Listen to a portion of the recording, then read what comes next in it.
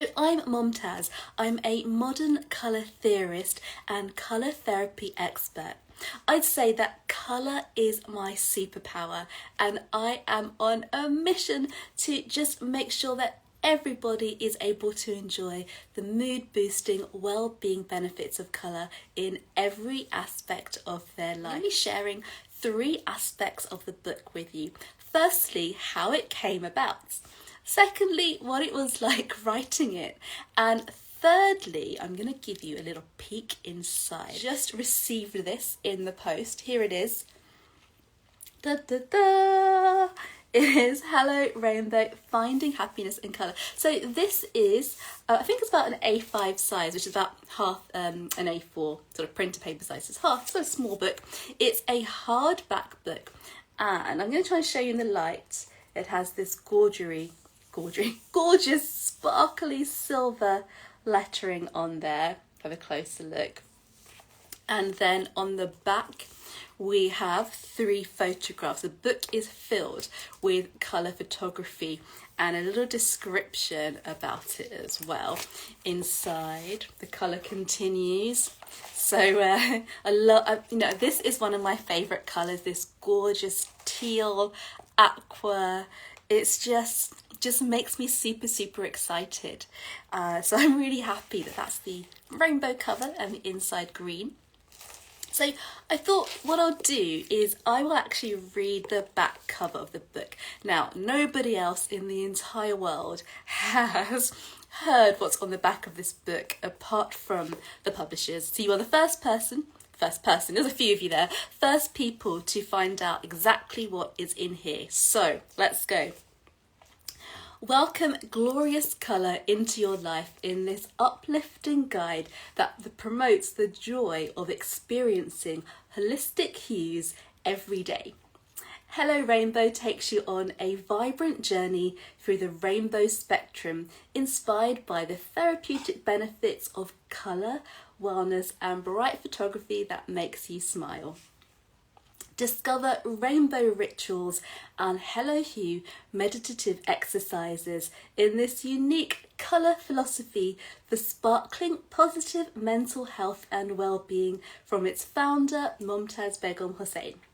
With fascinating facts, simple craft ideas and prompts for reflection, this feel-good guide offers a quirky insight into the power of colour therapy and well-being. So, whether you are a colour lover or a colour curious, this book will invite you to embrace bright moments and happy habits to cherish. So, it does what it says. This is a positive book about happiness and experiencing greater happiness and different forms of happiness through colour in different aspects of your life. So the chapters, I'm going to show you a little bit of what's inside. I did do a bit of marking out here. So I'm going to show you the contents page. And basically there's 7 chapters to coincide with the 7 colours of the rainbow, of course. So the first thing I want to tell you more about is how this book came about. Now, as much as I would love to wave it and show off the gorgeous cover, because I do love it, I'm going to put it down now. So, how on earth did I write this book and why did I write it? I've known for a really long time, I guess the day I was born, how much I love colour and what a positive impact colour has on my life. But what I've noticed in recent years is that my love for colour is definitely experienced by those around me and those who meet me and those who interact with me. So on a daily basis, I will get stopped with someone saying, "Oh, I love your outfit."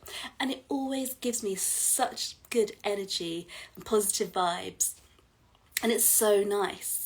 But I've always felt there's no point me just having all these brilliant compliments coming my way every day, because they're wonderful for me, but I would like to send them back out into the universe. So the way that I can do that and share this positive energy is to share what I know about colour and what I love about colour.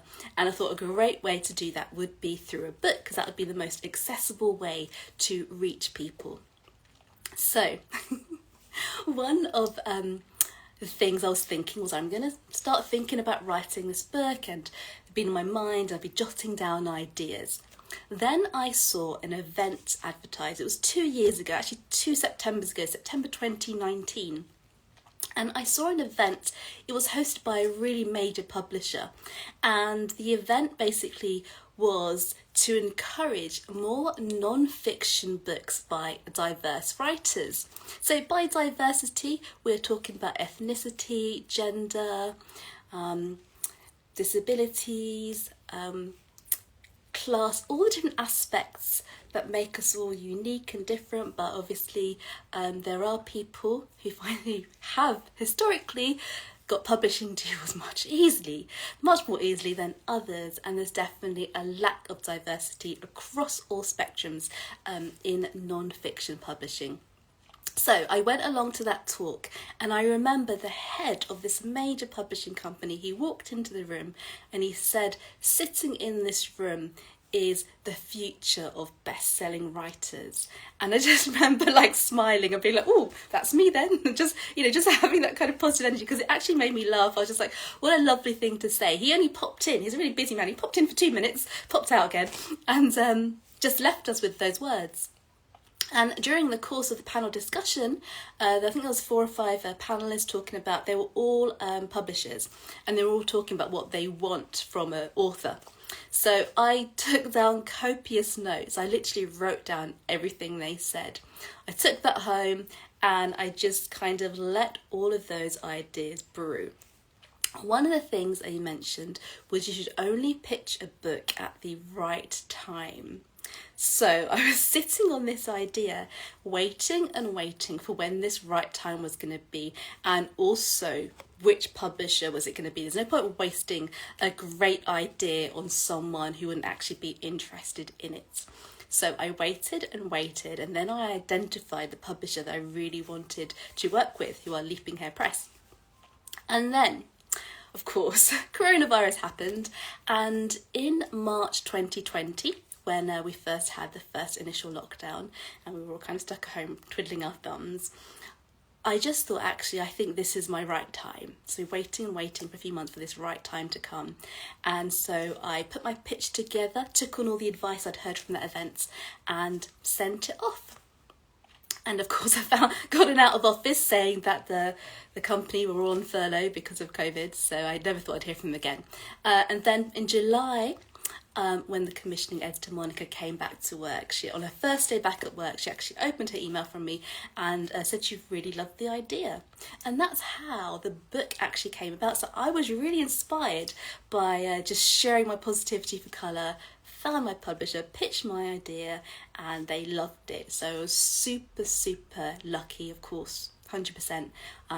But also I genuinely feel that colour had helped my stars align with this right moment and this right time. So that is how the book came about. I wrote the entire book during lockdown. So the main bulk of this was written from December last year to March this year. And you'll remember that in the UK, we were in lockdown from December to May. So this entire period, I couldn't go anywhere, I couldn't go out. It was none of these sort of fancy writing books in exotic locations. This was all written at my desk in the front room, because I haven't actually got a studio or an office. I just do all my work in the front room, looking out the window, and just wrote this book. And colour, I'm always surrounded by colour anyway, so I just got in touch with all my favourite colour energies, and I set up my desk. I made it really colourful. I had a really colourful mug. I had like colourful crystals, and I just set up this workspace to give me the good vibes to write it. So that was the process of writing it. It was a very short deadline. I think literally like 3 months is a very short time to write what is actually a very epic book. This book it's actually huge. There's a huge amount in here. And when I received it the other day in the post and I flicked through it, I got a little exhausted because there really is a lot to take in. I showed you the contents page already. I'm going to just show you a little bit in here, which is the first section of the book. So many of you will know that I call myself a modern colour theorist. So what does this mean? I have invented my own theory about colour.